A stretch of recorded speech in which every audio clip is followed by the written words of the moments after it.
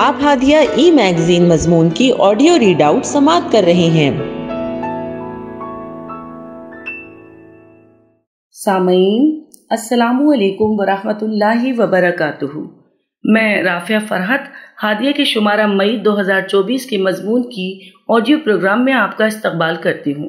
آئیے ہم اس کا آغاز ہادیہ کے زمرہ معمار جہاں تو ہے سے کرتے ہیں، جس کا عنوان ہے کثرت میں وحدت، اور اس کی رائٹر صبورہ حورین ہیں۔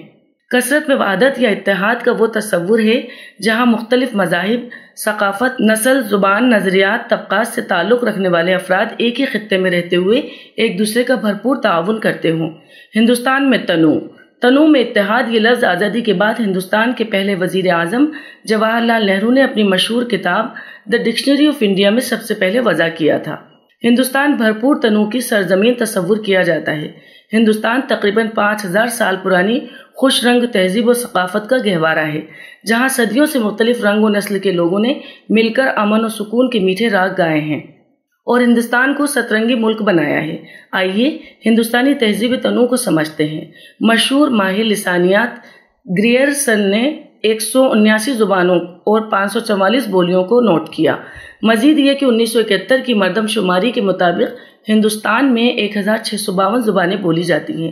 ہمارے ہندوستانی آئین میں تقریباً 22 زبانوں کا ذکر ہے، جس میں آسامی، بنگالی، گجراتی، ہندی، کنڑ، کشمیری، کونکنی، ملیالم، منی پوری، مراٹھی، اڑیا، پنجابی، سنسکرت، سندھی، تامل، تیلگو، اردو، بوڈو، نیپالی، سنتھالی، میتھلی، ڈوگری یہ ساری زبانیں شامل ہیں۔ ہندوستان میں ایک طرف لمبے سروں والے بحیرہ روم کی نسل کے لوگ رہتے ہیں تو دوسری طرف چوڑے سروں والی الپائن نسل کے لوگ بھی رہتے ہیں۔ ہمارے ملک میں کئی کروڑ قبائلی لوگ پناہ لیے ہوئے ہیں اور سب اپنی الگ ہی ثقافت کے ساتھ ایک ہی سرزمین پر امن کے ساتھ چل رہے ہیں۔ ہندوستان میں تقریباً 3000 ذات پات کے گروہ موجود ہیں۔ ہندوستان میں مختلف مذاہب مثلاً ہندو، مسلمان، سکھ، عیسائی کا وجود عرصہ قدیم سے زندہ ہے۔ ہندوستان کے دستور کا آرٹیکل 27-28 میں مذہب کی آزادی کا تصور ہندوستان کو مکمل سیکولر تصور کرواتا ہے۔ ہندوستان دنیا ایک خاندان ہے کہ تصور پر یقین رکھتا ہے۔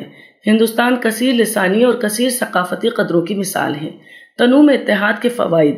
ہندوستان ایک متنوع ملک ہے۔ ہندوستان کی ثقافت ساری دنیا میں ممتاز ترین ثقافت مانی جاتی ہے۔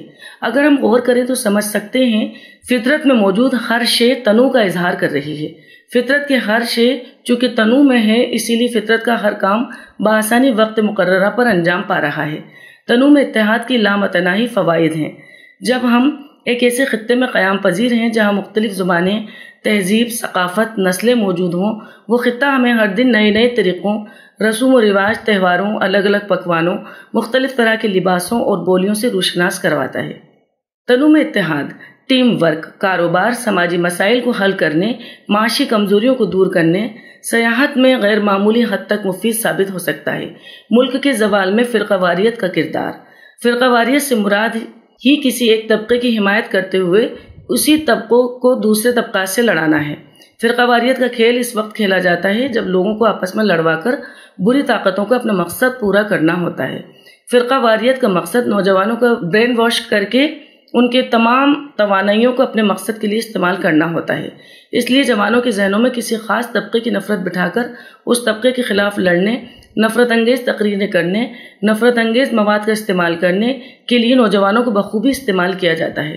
نوجوانوں کو یہ باور کرایا جاتا ہے کہ اس طبقے کے خلاف لڑنا ہی تمہارا بہترین کریئر ہے اور اسی میں تمہارا مستقبل پوشیدہ ہے، اور اس طرح ملک کے اندر بدامنی، بے روزگاری، قتل و غارت گری کا بازار گرم ہو کر ملک زوال کی طرف بڑھنا شروع ہو جاتا ہے۔ فرقہ واریت کو مضبوط طریقے سے قائم کرنے کے لیے پرنٹ میڈیا سے لے کر سوشل میڈیا کا منظم اور منصوبہ بند طریقے سے استعمال کیا جاتا ہے۔ نفرت انگیز فلمیں تیار کروا کر ذہنوں سے کھیلا جاتا ہے اور مخالف فرقے کو ظالم و جابر ثابت کرنے کی پوری کوشش کی جاتی ہے۔ جب نوجوانوں میں فرقہ واریت بھر دی جاتی ہے تو نوجوانوں کا ذہن تعلیم سے اور ہر طرح کی تعمیری کام سے ہٹ کر تخریب کاری، غنڈہ گردی کی طرف مائل ہو جاتا ہے۔ مجموعی طور پر ملک تباہ ہو جاتا ہے۔ نفرت کا یہ خونی کھیل کھیلا جاتا ہے تخت و حکومت حاصل کرنے کے لیے، اور اس طرح کی بری طاقتیں جھوٹ و فریب کا زہریلا کھیل کھیل کر حکومت کی گدی پر قابض ہو جاتی ہیں۔ ڈکٹیٹرز اور بیمار ذہن لوگوں کے ہاتھوں میں حکومت چلی جاتی ہے۔ جب ڈکٹیٹرز لوگوں پر قابض ہو جاتے ہیں تو ملک تباہ ہو جاتے ہیں۔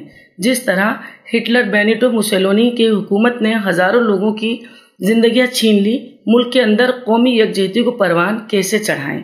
نمبر 1، افراد کو ایجوکیٹ کیا جائے۔ صدیوں سے فرقوں کے مابین جو نفرت لوگوں کے ذہنوں میں چھائی ہوئی ہے انہیں ایجوکیٹ کر کے ختم کیا جائے۔ بین طبقاتی نفرت کو ختم کیا جائے۔ نوجوانوں کی توجہ بین طبقاتی لڑائیوں سے نکال کر اچھے روزگار کی طرف، ملک کی ترقی کی طرف، ملک کی سالمیت کی طرف اور خودی کی ارتقاء کی طرف گامزن کی جائے۔ نمبر 4، ملک میں ایسی طاقتوں کا خاتمہ کیا جائے جو نوجوانوں کے دلوں میں نفرت بھرتی ہیں۔ کسی خاص طبقے کو غنڈہ گردی یا جرائم سے جوڑنے والی فلموں پر پابندی عائد کر دی جائے اور بین طبقاتی محبت کو پروان چڑھانے والی فلموں کو تیار کیا جائے۔ نمبر 6، ہندوستان میں ہر سال بے روزگاری بڑھتی جا رہی ہے، روزگار کو بڑھانے کے لیے نئے مواقع فراہم کیے جائیں۔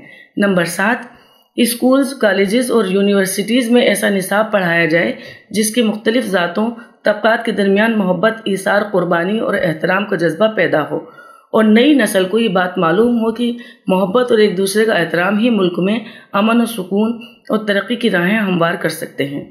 نمبر 8، بڑی بڑی لائبریریز تعمیر کی جائیں جن میں سیکولرزم کی کتابیں رکھی جائیں۔ یہ وہ انقلابی تبدیلیاں ہیں جن کا استعمال نسل نو کی بقا، ترقی و نشو و نما میں مفید ثابت ہو سکتا ہے۔ مذہب نہیں سکھاتا آپس میں بیر رکھنا، ہندی ہے ہم وطن ہے ہندوستان ہمارا۔ ہادیہ مضمون کی آڈیو سماعت کرنے کے لیے شکریہ۔